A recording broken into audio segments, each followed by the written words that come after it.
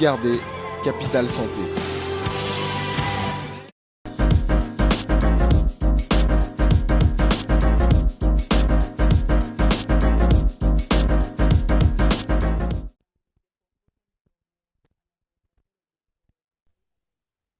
C'est une pratique devenue règle d'or en médecine dans les pays occidentaux. Le RCP, Réunion de concertation pluridisciplinaire, est une rencontre à intervalles réguliers, le plus souvent hebdomadaire, entre différents spécialistes afin de discuter les dossiers des patients présentant une maladie donnée et valider collégialement les traitements nécessaires. Le Rwanda, qui veut se positionner comme une référence en matière de prise en charge sanitaire en Afrique, ne déroge pas à la règle. Nous sommes un vendredi matin. Un nombre important du personnel du King Faisal Hospital se retrouve dans cette salle, volontairement moins éclairée. On le fait tous les vendredis matins, c'est quelque chose qu'on a instauré il y a maintenant un bon bout de temps. Donc c'est une concertation oncologique multidisciplinaire qui est constituée des chirurgiens, des oncologues, radiothérapeutes, des anatomopathologistes et des radiologues. Donc on est une équipe de plusieurs spécialistes et tous les vendredis on discute de tous les cancers de l'hôpital, aussi bien gynécologiques, digestifs que de tous les cancers de l'hôpital avec les spécialistes. Aujourd'hui, il n'y avait pas de gynécologues, il n'y avait pas des ORL, il n'y avait que les chirurgiens digestifs et les autres membres de l'équipe parce qu'on discutait que des cas concernant la chirurgie digestive. La procédure est plus ou moins universelle. Le coordonnateur établit une liste des patients dont le dossier doit être analysé et avertit les membres de la réunion de concertation pluridisciplinaire, en abrégé RCP. L'avis d'au moins 3 médecins de spécialités différentes est fortement recommandé pour garantir une décision pertinente sur toutes les procédures envisageables. Donc ça permet de discuter le patient de façon globale et d'avoir une attitude commune selon les standards internationaux. Donc voilà, c'est vraiment le plus de cette concertation oncologique multidisciplinaire, c'est que, comme vous l'avez remarqué, on a plusieurs spécialistes différents, plusieurs experts qui discutent d'une attitude à avoir par rapport à un patient, par rapport à une situation donnée et pour pouvoir offrir le meilleur traitement possible par rapport à ce patient.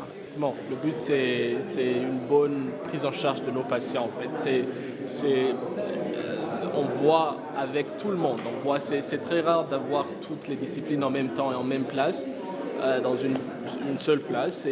On discute, on prend notre temps de discuter chaque cas en voyant tous les angles. Et après, on prend une décision. Le but, c'est que le patient va avoir le bénéfice d'avoir été discuté par tout le monde qui a vu le cas, que ce soit le labo, que ce soit la radiologie, que ce soit les chirurgiens, nous et les gens aussi qui prennent les biopsies en termes de gastro-entérologie et tout ça. Donc c'est quelque chose qui se fait chaque semaine et chaque vendredi matin ici au professionnel.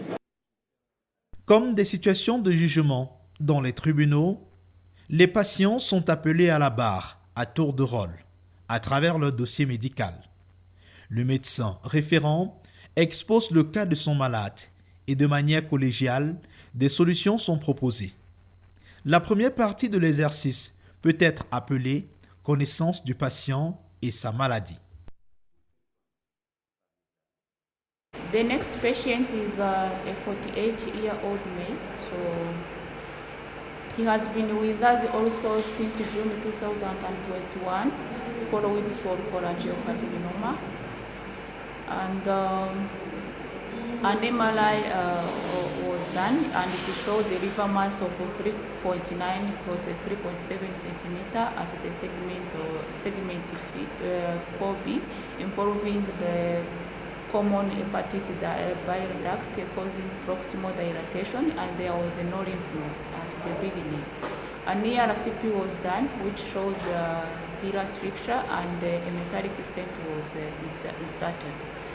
And later on, liver biopsy was done with ultrasound guidance, and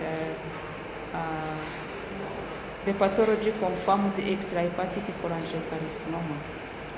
The patient has completed 12 cycles of chemotherapy, gemcitabine and cisplatin in May. And then he had chemo holidays for 2 months, and then later on the patient developed again jaundice and malaise, and he was also getting very weak. And then later on the oncologist decided to start again with him on chemotherapy. So currently the patient is still having jaundice, and the bilirubins are getting up. Cholestatic liver injury, ALT, AST are still in normal ranges.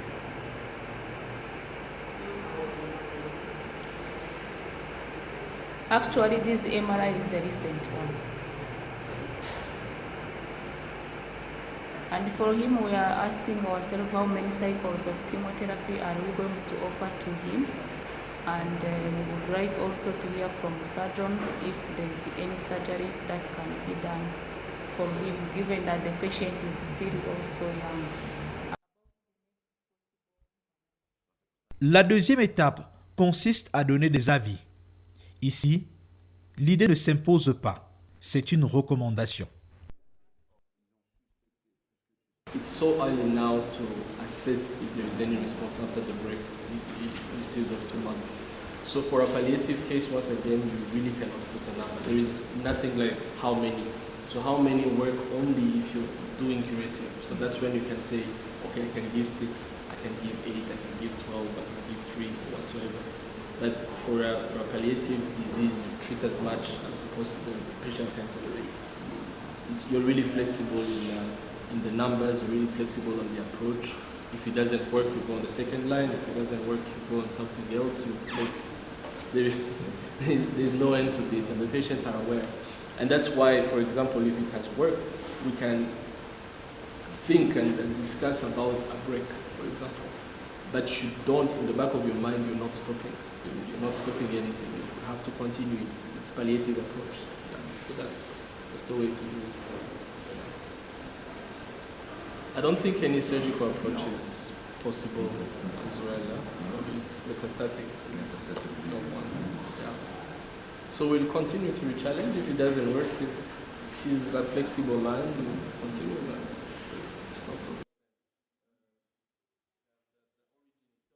La présentation des anomalies des patients se fait par spécialité. En plus de l'identité du malade, la prise en charge primaire est rappelée à l'assistance pour une meilleure connaissance de l'état actuel du malade.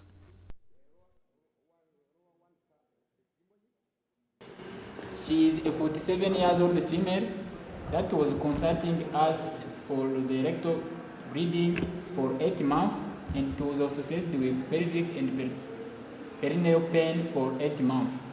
On past medical history and past surgical history was not contributive, and also she underwent colonoscopy at RMH that was revealing anorectal tumor, and the biopsy that was taken was revealing moderately differentiated adenocarcinoma. And the CT scan and also the MRI was done, and I would like to invite the colleague from the radiology to present about the imaging. That was the report of the pathology that was having. The anorectal thickening, starting from the anal arch up to the 14 centimeter to the sigmoid. Then it is a semi-circumferential muscle thickening. So it was measuring like 12 millimeters. So it is not obstructing. There are also some pelvic lymph nodes. So the chest was clear. There was no metastasis. Then for the MRI, we could also observe that the mass invade spatially the mesorectal fascia. And there was also some lymph nodes. The biggest was measuring 1 centimeter. But the adjacent organ was not there. The classification, it was, for the classification, it was a T3. Yeah, it was a T3, N1, MC. Juste pour la préciser, c'est bien un envahissement anorectal. Le sphincter est atteint. Le sphincter, il est atteint. Donc, s'il y a peut-être une possibilité de ne pas faire une amputation. Donc, le malade, il faut lui faire une écho-endoscopie sans urgence, qui peut être faite même quand la chimio, pour pouvoir évaluer localement, parce que le discours qui va être tenu au malade n'est pas le même. Si d'emblée on a un sphincter qui est atteint, on sait que ce sera une amputation. Et si on a une marge sphinctérienne, le fait de séquencer la chimiothérapie, puis la radiothérapie, souvent ça va donner peut-être la possibilité d'une anastomose. Mais l'origine, au fait, l'origine change tout. C'est pas que le rectum, il y a aussi l'anus dedans. Donc du coup, au lieu de faire une chimio d'avant, il faut peut-être mieux une radiochimio. L'anus, c'est par extension? Non, c'est l'origine. Ah, c'est un cancer anal. C'est l'origine, voilà. C'est l'origine. Et ça change tout. Justement. Non. Si c'est un adénocarcinome, c'est plus un le rectum. cancer du rectum qui s'est prolabé en bas. Si c'est un adénocarcinome, là, dans ce cas, on reste sur la piste thérapeutique du rectum. Et si c'était un carcinome épidermoïde, effectivement, même en termes de chimiothérapie, ce ne serait pas la même chose. Les deux sont possibles, du coup. Les deux, du côté rectum ou anus, on peut toujours commencer avec la radiochimio. D'accord. Mais pour être avec un T3, on ne peut vraiment pas prendre de risque. Il faut aller... Voilà, il faut aller avec la radiochimio, comme ça. Et si ça traîne quand même, on peut toujours donner de la chimio avant, mais on peut potentialiser. That comes in our attention complaining of the symptom that was starting 6 months prior to our consultation with abdominal discomfort, which was associated with bowel habit change like constipation and episode of diarrhea and also vague abdominal pain. There was no blood stool and there was no stool or gas arrest. Past medical history and past surgical history was not contributive. We asked some investigation like CIA, which comes with 2.75, and PSA, which was 0.959. And the colonoscopy that was done at Manuri Medical Center, it shows that there was 4.425 centimeter tumor, which was erythrocytic mass, which was obstructing the lumen at about 80%. It was at 20 centimeters from the anal level. The biopsy that was sent to Lancet lab revealed invasive adenocarcinoma with moderate differentiation. Pour résulter, c'est parce que ça se trouvait à 3 cm de la marge anale. Donc, c'est un polype qui prolabait dans la canal anale. Donc, on a été trop bas. Et la marge distale qui se trouve à 0,4 cm, ce n'est pas suffisant. Et aussi, si on considère les ganglions, il faut discuter, savoir quelle est la façon de clarifier les ganglions. Clarification, how the technology that we can use to see, because we have done total mesorectal resection. And for lymph node, you can note that in 4 lymph nodes, there are 2 on gastrocolic ligament, and 2 in pelvic, in the mesorectum. There are very few, which is why we insist on this clarification and NX. Where was it done? Yes? Where was it done? Here. Oui. Il a ce qu'on a trouvé seulement 2. Vraiment, c'est pas assez. Donc, il vaut mieux, elle est jeune, il vaut mieux la surtraiter que la sous-traiter. Et ce serait trop dommage. qu'elle revienne parce qu'elle a récidivé. Une chimiothérapie, c'est un peu long. On n'a que 4 ganglions, il faudrait avoir au minimum 8 à 10 ganglions pour pouvoir C'est statuer. encore régional, Zero. Ouais, est-ce qu'il faut faire The problem that I have is that we are likely going to have a nodal failure. So likely that the nodes, if ever a recurrence is going to come, it's going to be the nodes coming back. Yes. And with that, fine, we can potentially provide something light, which is low grade, something light, K-Pox at most, but then still give. When was the surgery done? When? 3rd August. 3. Yeah. If it is so, then we still have maybe at most a few weeks, maybe 2 to 3, to see the patient and to start something. I would rather not observe really and treat as soon as we can. Tu penses pour une radiothérapie? Male patient with a 5 months history of progressive dysphagia, with the ability to pass liquid, worsening chest pain and epigastric pain, with the loss of weight of more than 10 kilograms over 5 months. He is HIV positive, tobacco, not smoking, but he was cachectic with the conjunctival para with mild epigastric tenderness. What was remarkable on paraclinical investigation, we can see that all the labs were normal and the albumin was still in normal range. The upper GI endoscopy, which was done, revealed a lower esophageal easily bleeding tumor. The endoscopic ultrasound was not done. The pathology revealed a well-differentiated squamous cell carcinoma. For staging, CT scan showed the features of consistent. In the homogeneous mass at the mid esophagus, it was it's lower mid at the end of lower mid esophagus.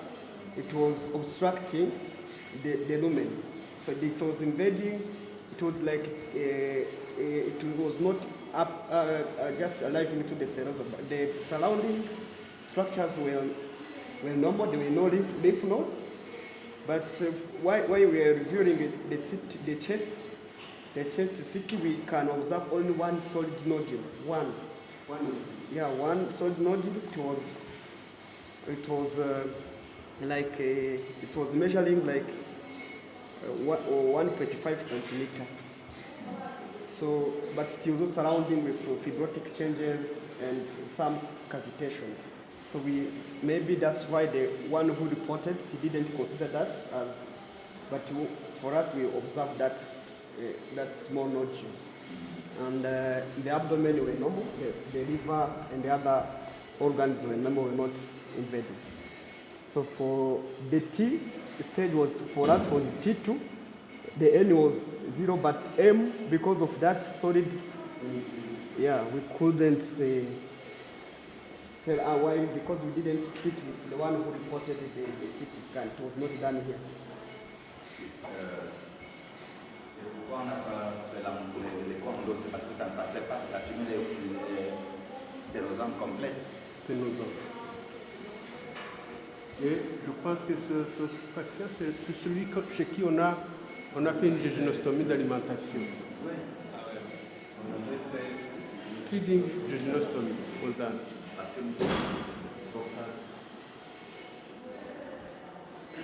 Qu'est-ce qu'on a fait? Juste la jéjunostomie et un après.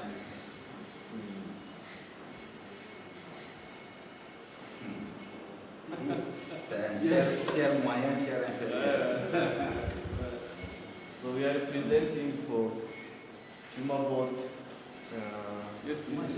for treatment options.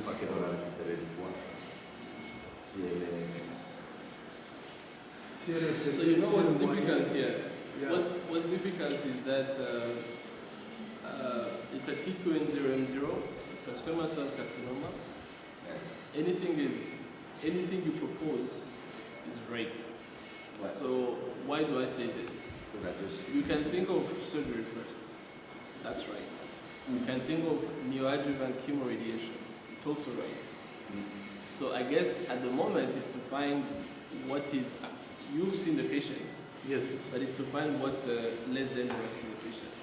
Eh? Less dangerous to the patient. Ah, it is chemotherapy. Conversation.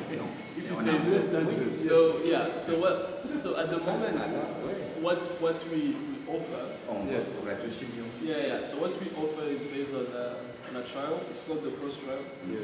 The cross trial was many times used for patients with adenocarcinoma, and that's what you usually get in the lower esophagus in Caucasian, European, and it was done in Netherlands. If you give 41.4 grade of radiation therapy coupled with the weekly carbotaxol, there is about 93% of patients who got what they call a pathology complete response. So, again, if it's the less dangerous part to do, fine, we can do that. Yes. But I'm not too sure the patient will sustain the chemo weekly, but we can see about that. And, radiation, I think, again, is the less dangerous, and we can still be giving it. Il faut, voilà, comme tu as dit, hein, les ADNS répondent mieux, mais on a montré que la radiochimio Marche mieux. voilà, est équivalente à la chirurgie. Et vu son état clinique, je pense qu'il faut aller à la radiochimio. Oui, oui, Yeah. c'est équivalent, si pas supérieur. Donc, je Bon, pense à la qu'il faut- fin, il va falloir en faire.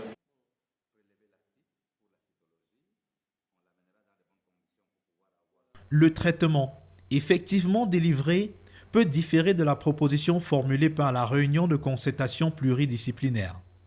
Dans ce cas, le médecin référent doit argumenter son choix dans le dossier du patient. L'avis est enregistré dans le dossier du malade.